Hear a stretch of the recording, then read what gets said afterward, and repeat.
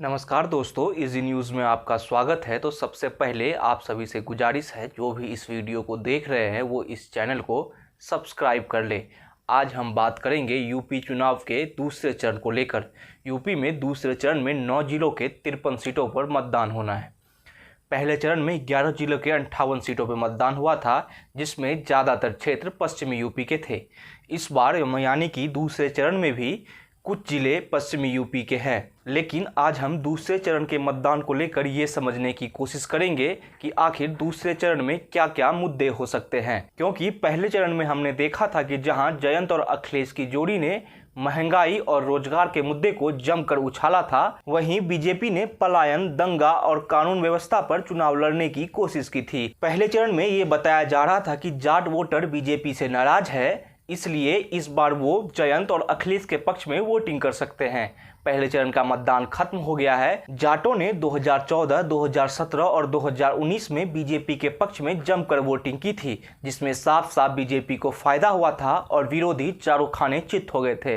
लेकिन 2022 में समीकरण बदले, किसान आंदोलन के कारण जाटों में नाराजगी बढ़ी और ये बताया जा रहा है कि जाटों ने खासकर पश्चिमी यूपी यानी कि पहले चरण में अखिलेश और जयंत पे भरोसा जताया है।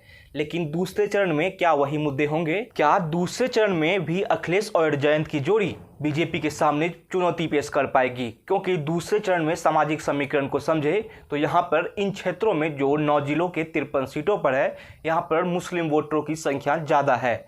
मुस्लिम वोटर पारंपरिक तौर पर बीजेपी के पक्ष में वोट नहीं करते हैं। ऐसा बताया जा रहा है कि इस बार भी मुस्लिम वोटर अखिलेश और जयंत के पक्ष में ही जाएंगे। अगर मैं अपनी बात करूं तो दूसरे चरण को देखकर इतना ही लगता है, क्योंकि अगर पहले चरण में हम अलीगढ़ को देखें तो अलीगढ़ में बहुत सारे मुस्लिम वोटरों ने इस बार बीजेपी के पक्ष में वोट किया है। तो दूसरे चरण में भी संभावना है कि बीजेपी कहीं ना कहीं उन लाभार्थी वर्ग जिसे मकान, शौचालय और राशन दिया गया है, जो हिंदू और मुस्लिम भी हो सकते हैं, वो बीजेपी के पक्ष में जा सकते हैं। दूसरे चरण का चुनाव प्रचार खत्म हो चुका है और 14 फरवरी को वोटिंग होना है।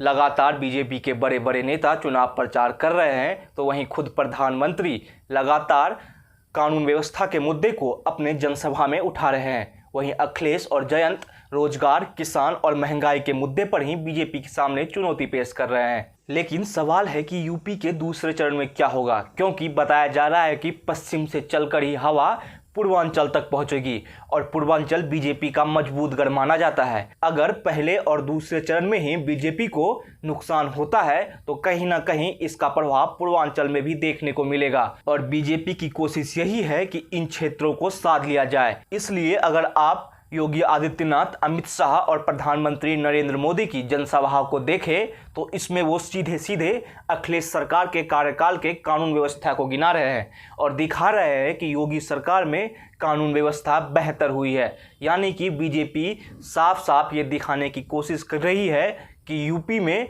अगर कानून व्यवस्था को कायम रखना है तो योगी को फिर से लाना होगा। और अगर दूसरे चरण के सीटों को भी देखें तो इन क्षेत्रों में कानून व्यवस्था का मसला हमेशा से रहा है, इसलिए बीजेपी के नेता इन क्षेत्रों में कानून व्यवस्था के मुद्दे को जमकर उठा रहे हैं। लेकिन सवाल यही कि इस बार 2022 में लखनऊ के सिंहासन पर कौन काबिज होगा। अगर ये वीडियो आपको पसंद आया है तो इस वीडियो को लाइक करें, शेयर करें और इस चैनल को सब्सक्राइब करें।